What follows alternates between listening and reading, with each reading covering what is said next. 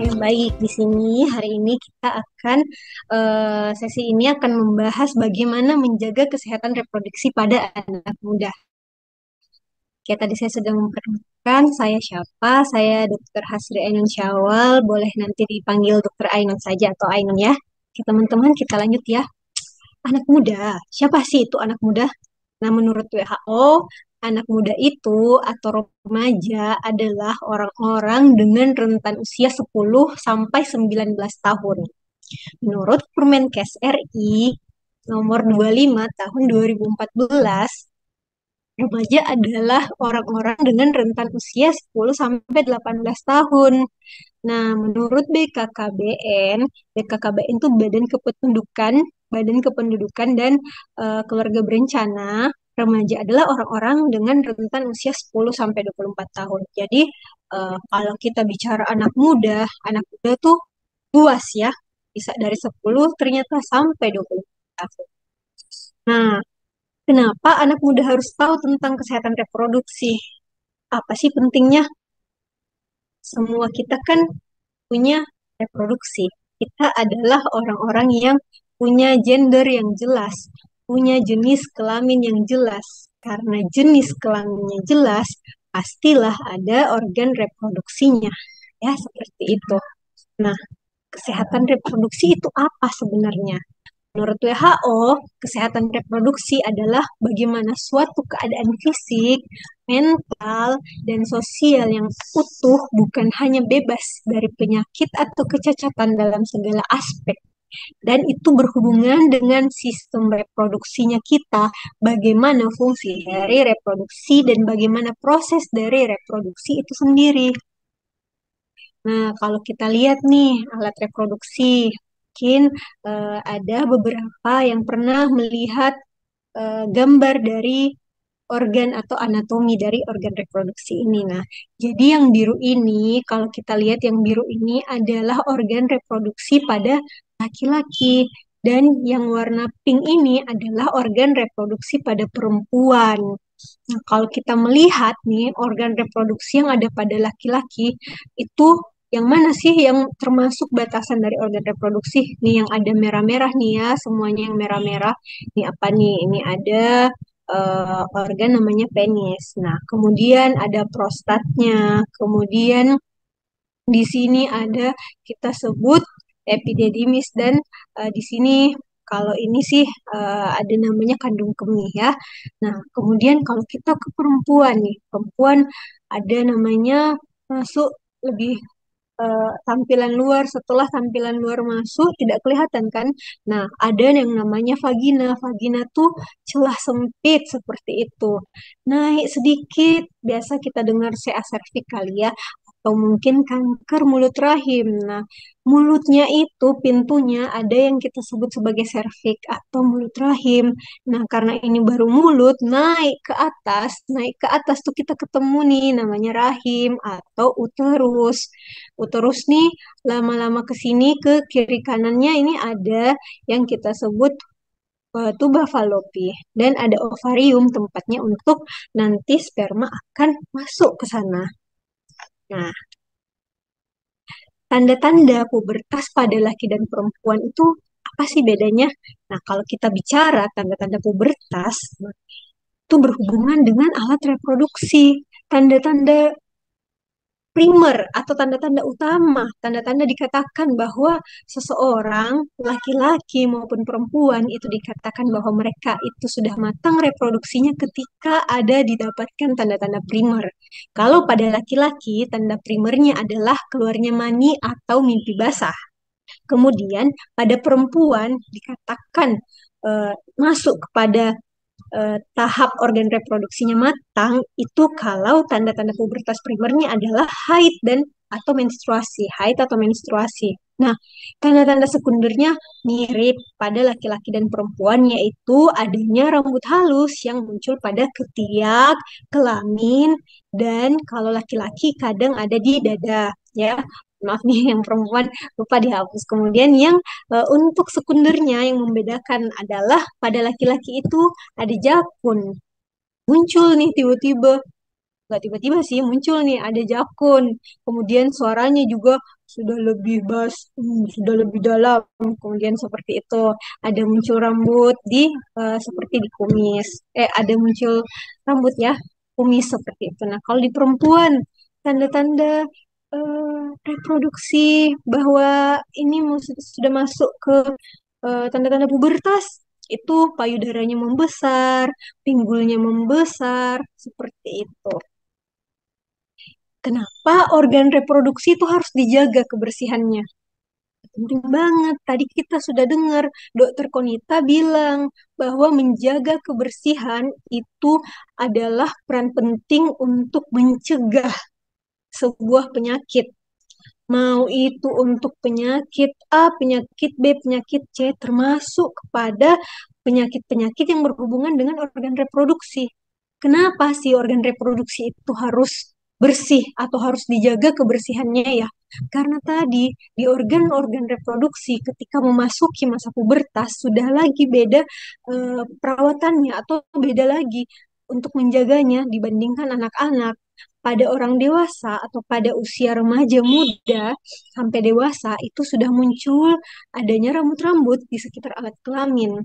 Kemudian kelenjar juga sudah mulai mengalami peningkatan, sehingga itu yang bekerja di alat kelamin. Produksi keringat juga meningkat di sekitar alat kelamin, sehingga kebersihan menjaga alat kelamin itu sangat penting karena lagi-lagi ada bakteri yang akan tumbuh di situ. Bakteri itu suka, seneng, demen gitu dengan lingkungan-lingkungan yang lembab, lingkungan-lingkungan yang memang jarang dibersihin ya, seperti itu akan sangat senang mereka. Sepertinya mereka mendapatkan habitat baru, mendapatkan ekosistem yang sangat mendukung mereka untuk berkembang biak. Jadi, kenapa kita harus menjaga alat reproduksi dan bagaimana cara menjaga alat reproduksi dalam hal ini adalah yang tampak di luar adalah alat kelamin. Nah, cara pertama bagaimana kita mencuci alat kemaluan itu dari depan ke belakang. Jadi untuk yang saat ini silahkan diingat-ingat kembali gimana ya kalau saya membersihkan alat kelamin saya mau perempuan nih atau maupun laki-laki ya. Cara yang benar, cara yang baik adalah mencuci kemaluan dari depan ke belakang. Ya, seperti itu. Dan bagaimana setelah dicuci itu memastikan kering dulu, barulah memakai pakaian setelahnya. Kemudian menggunakan air mengalir untuk mencuci alat kelamin, apalagi berada di toilet-toilet umum atau berada di lingkungan-lingkungan luar, bukan di rumah sendiri. Usahakan untuk memakai air yang mengalir ya. Kalau airnya masih ngalir gitu, masih jalan, usahakan pakai air itu. Dan setelah mencuci, setelah me, setelah menggunakan toilet, mencuci tangan memakai sabun ya, utamanya setelah memegang alat kelamin. Kemudian yang penting juga untuk kita ketahui adalah bagaimana memastikan pakaian dalam itu bersih dan kering sebelum kita gunakan. Dan penting juga dalam sehari itu minimal mengganti pakaian dalam sebanyak 2 kali sehari. Nah, ini semua untuk memutus rantai perkembangan bakteri-bakteri itu ya, sehingga bakteri-bakteri itu tidak sempat untuk berkembang biak. Oke. Nah, untuk wanita, tanda normal organ reproduksi wanita nih kalau kita lihat keputihan tuh normal atau tidak ya? Keputihan tuh bisa dikatakan normal, bisa dikatakan tidak normal. Nah, kapan kita katakan dia normal? Keputihannya tidak berbau. Tidak berbau tuh bukan harum juga, tapi bukan yang berbau busuk juga ya, dan tidak berwarna. Nah, kapan tuh keputihan kita katakan normal? Keputihan kita katakan normal saat masa ovulasi. Kapan sih masa ovulasi? Kalau kita menghitung masa ovulasi kita adalah masa di mana 2 pekan setelah HPHT haid pertama, hari pertama haid terakhir. Jadi kalau kita mengulang ingatan kita kembali, oh sepertinya saya haidnya tanggal sekian nih, atau 2 pekan yang lalu, kok sekarang keluar ya cairan-cairan bening, kemudian seperti itu, atau kok agak lengket ya.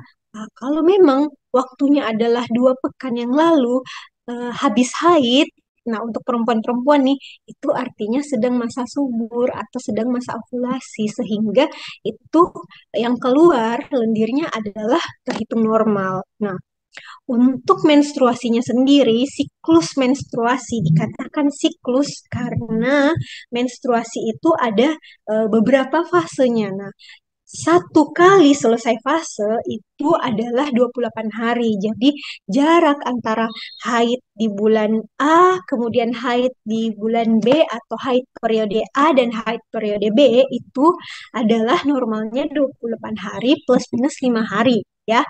Kemudian lama haid atau durasi haid, durasi berdarahnya itu sekitar 2 sampai 7 hari ya.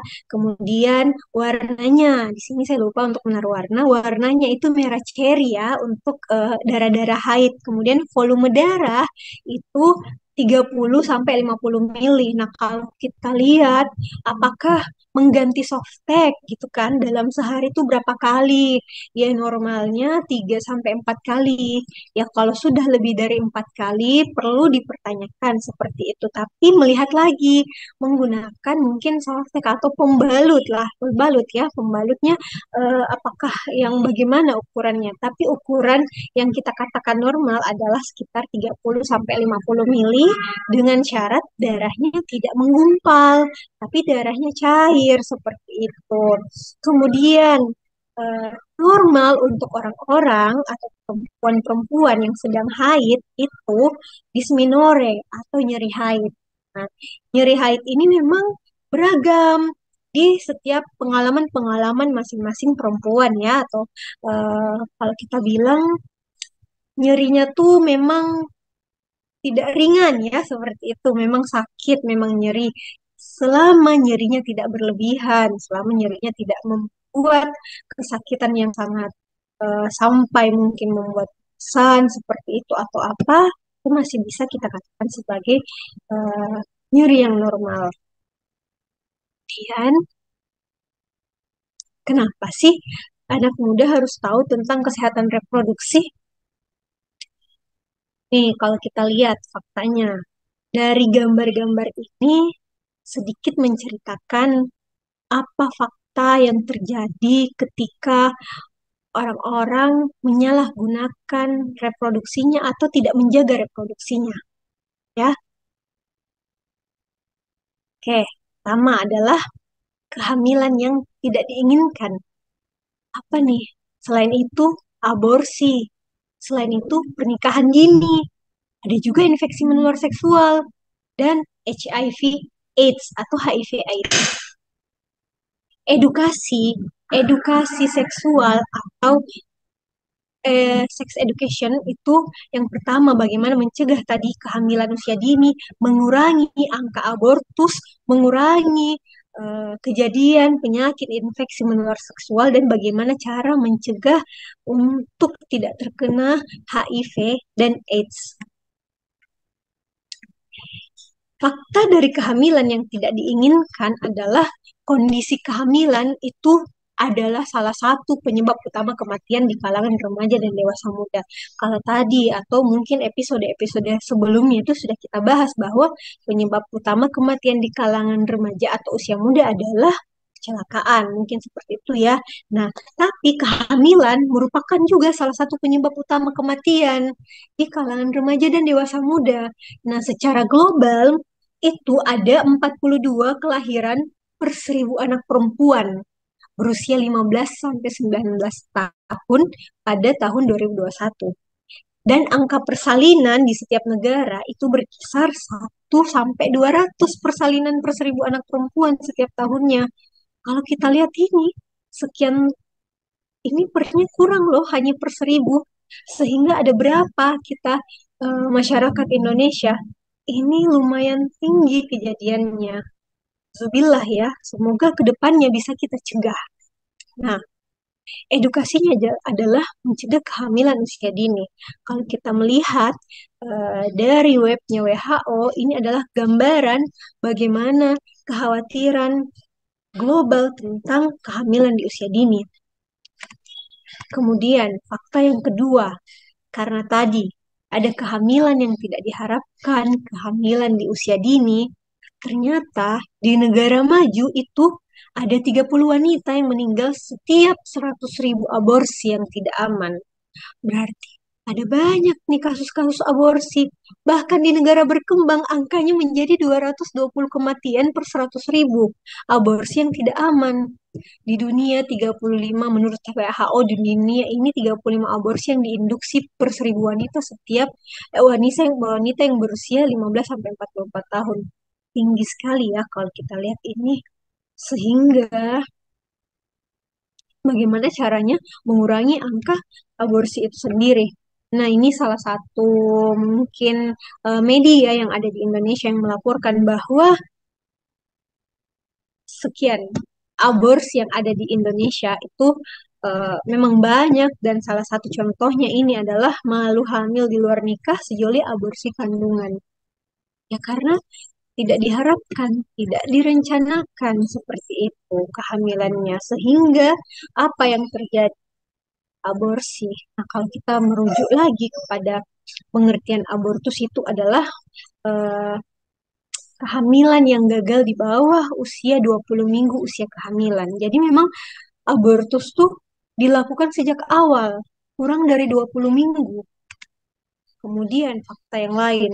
Nah, ada nih pernikahan dini karena kecolongan menjaga kesehatan reproduksinya atau menjaga alat reproduksinya. Nah, menurut data PKBI, Perkumpulan Keluarga Berencana Indonesia di Jawa Tengah tahun 2010, remaja yang berhubungan seksual pranikah itu sebanyak 863 orang. Remaja yang berhubungan seksual pranikah. Ini pranikah nih. Alhamdulillah ya, pranikah tuh aduh belum halal, belum resmi gitu. Aduh. Kemudian di Dinas Kesehatan Kota Yogyakarta tuh mencatat sebanyak 340 kasus dispensasi nikah untuk remaja dengan alasan hamil di luar nikah. Saking banyaknya, saking tadi tidak bisa mungkin sudah malu seperti itu orang-orang yang berada di kondisi ini, akhirnya diajukanlah dispensasi nikah. Kemudian infeksi menular seksual dan HIV/AIDS. Menurut data PKBI, infeksi menular seksual itu ada 283 orang dan profil kesehatan Indonesia tahun 2020 mencatat setiap setiap tahunnya HIV itu ada sekitar 41.987. Nah, ada 2,9% nih remaja yang mengalami. Dan AIDS itu kasusnya yang dari HIV berkembang menjadi AIDS itu ada sekitar 3,8%. Nah, kalau kita lihat selain infeksi menular seksual HIV/AIDS, ada infeksi-infeksi menular seksual lainnya nih karena tidak menjaga atau lalai dalam menjaga kelamin dan alat reproduksi. Di antaranya ada sifilis, gonore atau kencing nanah. Hati-hati nih, ada kutil di kelamin. Ini hati-hati juga karena human papilloma virus, ada juga herpes genital dan sanakroid. Untuk HIV/AIDS sendiri, pasti nih ada yang bertanya, apa sih HIV? Human Immunodeficiency Virus. Nah, HIV ini dia menyebarnya lewat mana sih, Dok? Sebenarnya ya HIV/AIDS itu menyebar sebenarnya melalui kontak atau cairan tubuh. Nah, apa-apa saja nih kontak atau cairan tubuh?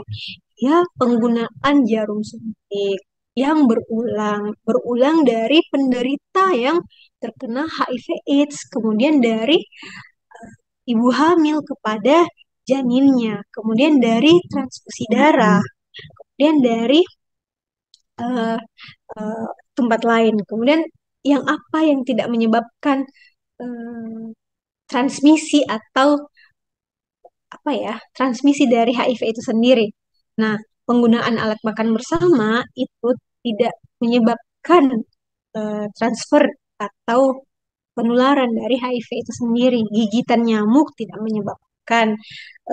Kemudian penggunaan pakaian tidak menyebabkan, penggunaan pakaian bersama dan toilet bersama tidak menyebabkan penularan dari HIV AIDS itu sendiri.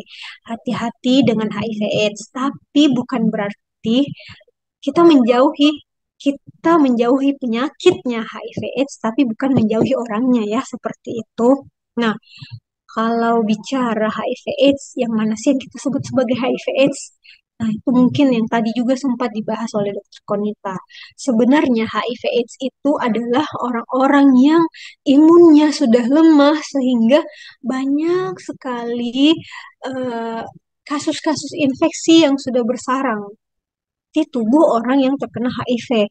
Karena imunnya yang kurang itu sehingga begitu ada bakteri, begitu ada virus, begitu ada jamur, mudah sekali orang-orang tersebut terkena infeksi. Nah, salah satunya tadi mungkin diare yang berkepanjangan, kemudian di mulut itu bisa ada jamur-jamuran yang banyak, kemudian mual muntah, merah-merah di badannya, kemudian ada masalah-masalah di organ-organ target, organ-organ tertentu seperti itu. Nah, untuk adik-adik sekalian yang masih di usia muda, nah bagaimana sih cara menjaga diri kita ini dengan melihat banyak sekali fenomena, fakta-fakta yang ada di dunia, yang ada di Indonesia itu sendiri, bagaimana eh, penyakit-penyakit yang bersarang di organ reproduksi karena kesalahan tidak menjaga organ reproduksi atau kesalahan yang lebih fatal seperti itu. Nah, cara yang pertama adalah mengetahui dulu dan membentengi diri dengan ilmu agama. Ketika ilmu itu sudah diketahui, maka akan lebih mudah untuk menerapkan ilmu tersebut. Nah, ilmu yang penting adalah salah satunya adalah ilmu agama.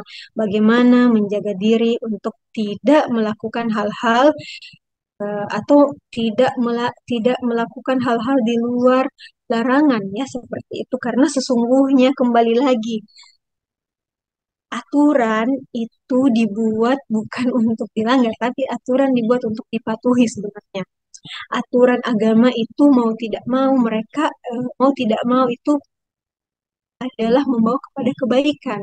Sehingga dengan adanya ilmu, dengan membentenginya ilmu, itu adalah faktor internal untuk jaga diri sendiri. Dan menjaga diri kita sendiri. Nah, yang kedua adalah bagaimana hubungan baik dengan keluarga, teman, dan lingkungan sosial. Jadi, ada nih teman-teman yang baik, berkumpul dengan orang-orang yang baik. Kemudian di lingkungan sosial mencari komunitas-komunitas yang positif.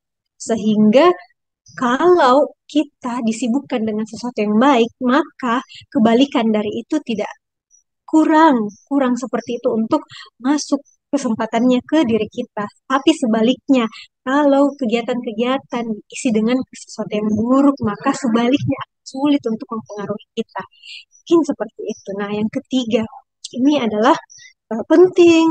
Apalagi tadi ya, kalau kita ketahui bahwa organ reproduksi yang sudah matang itu mempengaruhi hormon-hormon yang meningkat. Tidak dipungkiri bahwa di usia remaja atau di anak-anak muda ini, begitu hormonnya sudah matang, sudah meningkat hormon-hormonnya, maka ada ketertarikan antara lawan jenis.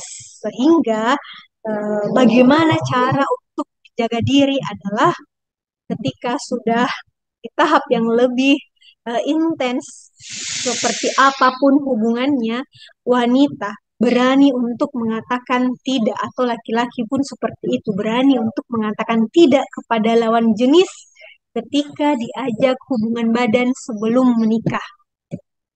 Mempersiapkan diri ke fase yang lebih serius. Apa itu? Fase yang menikah.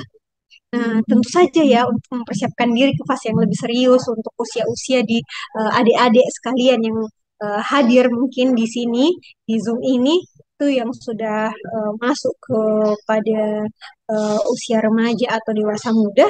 Nah, kalau memang sudah ada keinginan dan merasa diri ini sudah siap, tapi apa dulu indikator siap? Indikator siap itu sebaiknya adalah yang siap secara fisik. Nah, tadi kan fisik alat reproduksinya sudah mateng nih.